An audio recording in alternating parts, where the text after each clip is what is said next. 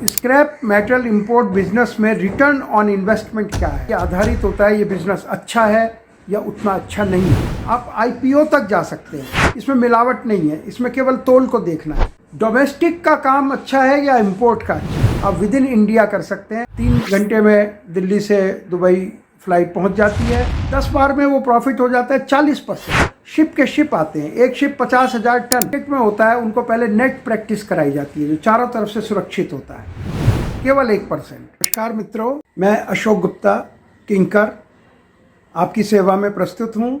Startup India की ओर से यह वीडियो आपको प्रस्तुत किया जा रहा है। कल इंपोर्ट बिजनेस के लिए ये वीडियो बनाई जा रही है, उसी की ये दूसरी किस्त है, दूसरा इसका एपिसोड है। और उसमें हमने पहली में बताया था कि इंपोर्ट किस तरह से किया जाता है, स्क्रैप मेटल इंपोर्ट के क्या क्या पहलू हैं, क्यों करना चाहिए और कैसे किया जाएगा, क्या हमें प्रॉफिट है, ये सारी बातें हमने पहले वीडियो में बताई थी। अब दोबारा से हम जो क्वेश्चंस आए हैं उनको हम सिर्फ क्वेश्चंस को लेंगे आज, जितने भी ले पाएंगे। हम इन वीडियोस को ज़्यादा बड़ा नहीं करना चाहते जिससे आप देखते हुए बोर ना हो जाएं। कोशिश करेंगे कि शॉर्ट में ही, अगर क्वेश्चन ज़्यादा होंगे तो हम अगली वीडियो में ले लेंगे। तो पहला सवाल आता है कि स्क्रैप मेटल इंपोर्ट बिजनेस में रिटर्न ऑन इन्वेस्टमेंट क्या है। हर बिजनेस में आप देखिए रिटर्न ऑन इन्वेस्टमेंट उस बिजनेस की बड़ी यार्ड स्टिक होती है, वो एक मेन चीज़ होती है कि जिस पर ये आधारित होता है ये बिज़नेस अच्छा है या उतना अच्छा नहीं है। कोई बिज़नेस में आप 100 करोड़ रुपया लगा के आपको 1 करोड़ रुपया प्रॉफिट हो रहा है महीने का, तो बहुत अच्छा है। 1 करोड़ रुपया बहुत ज़्यादा होता है, तो लेकिन परसेंटेज वाइज देखेंगे तो 1% है, केवल 1%। तो इसलिए वो भी बहुतों के लिए ज़्यादा है। आजकल कंपनीज नुकसान में भी जा रही हैं और अगर वो समझते हैं कि अगर ब्याज भी पूरा हो जाए तो बहुत बड़ा प्रॉफिट है। लेकिन हम जो ये आपको बता रहे हैं इसमें प्रॉफिट परसेंटेज बहुत अच्छी रहती है। अगर आप इसको ढंग से करते हैं तो आराम से 5 करोड़ रुपए के इन्वेस्टमेंट पे 1 करोड़ रुपए महीने का प्रॉफिट हो सकता है।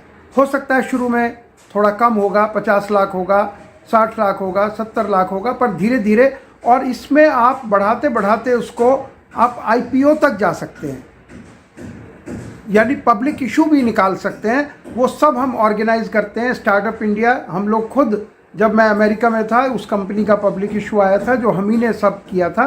तो इसमें प्रॉफिटेबिलिटी की कोई कमी नहीं है और आप बहुत थोड़े से शुरू कर सकते हैं। आप 5 करोड़ की बजाय 4 करोड़ से, 3 से, 2 से, 1 से, 50 लाख से, 25 लाख से कहीं भी शुरू कर सकते हैं जिससे आपकी हिचक मिट जाए।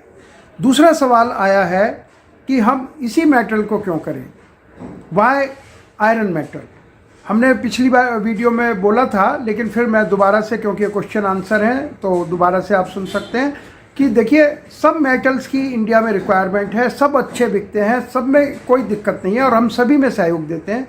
लेकिन आयरन जो हम जिसको बता रहे थे, पिछली बार हमने आयरन लिया तो उनका क्वेश्चन आयरन के लिए ही था कि हम आयरन स्क्रैप के लिए क्यों कह रहे हैं। नए आदमी को आयरन स्क्रैप बहुत सेफ़ है क्योंकि उसमें कोई मिलावट नहीं हो सकती। अगर आपको बहुत मेटल की जानकारी नहीं है तब भी आप बेहिचक उसको खरीद सकते हैं, और ऐसे ही आपसे खरीदने वाला भी बेहिचक खरीद लेता है क्योंकि उसे पता है इसमें मिलावट नहीं है, इसमें केवल तोल को देखना है।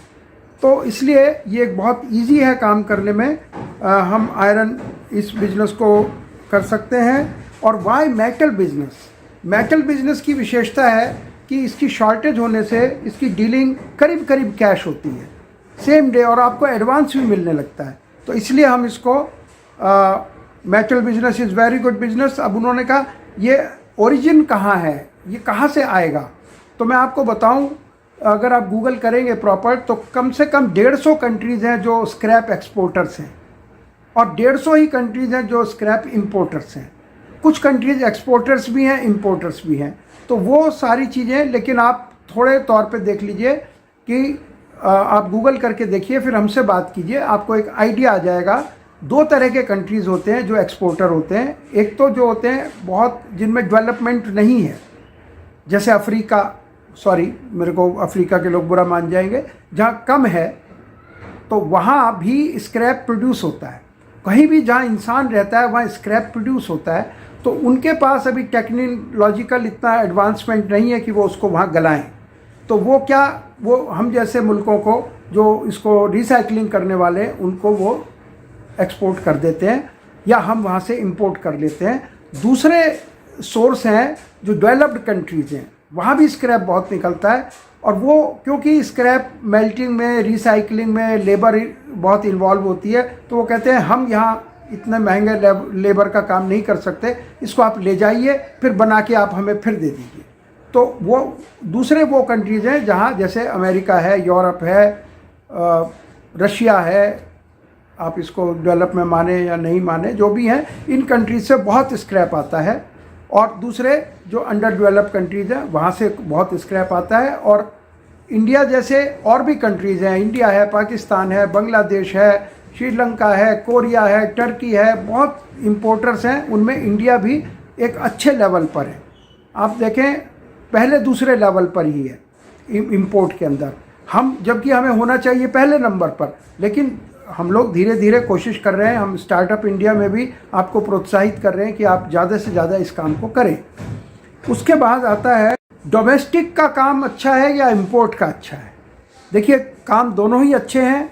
डोमेस्टिक बहुत अच्छा है, इसमें बहुत ज़्यादा लागत की ज़रूरत नहीं है, आप वहीं की वहीं कर सकते हैं, आप अपने शहर में कर सकते हैं, आप विद इन इंडिया कर सकते हैं। लेकिन हमारी ये सोच है कि जब डोमेस्टिक में परेशानी ये आती है कि हम इंडियन लोग बहुत उत्साहित हैं, तो जहाँ भी स्क्रैप होता है एक आदमी नहीं, वहाँ 10, 20, 50 आदमी पहुँच जाते हैं, तो मार्जिन बहुत लिमिटेड हो जाता है, क्योंकि सभी होशियार है, सभी की जान पहचान है, सभी की पॉलिटिक्स में जान पहचान है, या वहाँ के मैनेजर से, मालिक से जान पहचान निकाल लेते हैं। तो it is not very easy to do with in India, जबकि यहाँ बहुत है, सैकड़ों करोड़ का काम एक एक आदमी करता है, आप भी कर सकते हैं।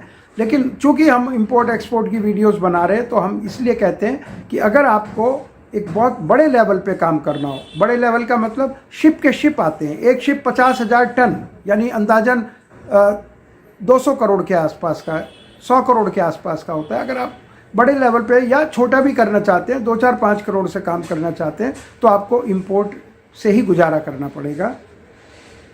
दूसरा है, जब हम बहुत कंट्रीज़, हमारे अमेरिका ऑफिस है, यूरोप में ऑफिस है, दुबई में ऑफिस है, चाइना में ऑफिस है, तो हम बार बार दुबई का नाम क्यों लेते हैं? तो देखिए दुबई का इसलिए, जो नए लोग हैं जो सीखना चाहते हैं उनके लिए, जैसे क्रिकेट में होता है, उनको पहले नेट प्रैक्टिस कराई जाती है जो चारों तरफ से सुरक्षित होता है और बॉल बाहर नहीं जाती है, उनको बड़ी सुरक्षा सी महसूस होती है। तो इसलिए दुबई एक बहुत अच्छा जगह है स्टार्ट करने के लिए। आप सीख जाएं, लॉ एंड ऑर्डर बहुत अच्छा है और नज़दीक है, 3 घंटे में दिल्ली से दुबई फ़्लाइट पहुंच जाती है। वहाँ का कल्चर बहुत इंडिया के करीब है, वेज नॉन वेज सब आपको खाने को मिल जाता है और भाषा का बहुत दिक्कत नहीं है, अधिकतर लोग हिंदी और इंग्लिश बोलते हैं, अरबी की कोई ज़रूरत नहीं है, अरबी के बगैर वहाँ बहुत अच्छा काम चलता है। और माल भी वहाँ से अगर आप इंपोर्ट करते हैं 3 दिन में माल इंडिया लग जाता है, तो it's a very fast process. आप एक ही माल को 1 महीने में 3 के हिसाब से 10 बार टर्नओवर कर सकते हैं।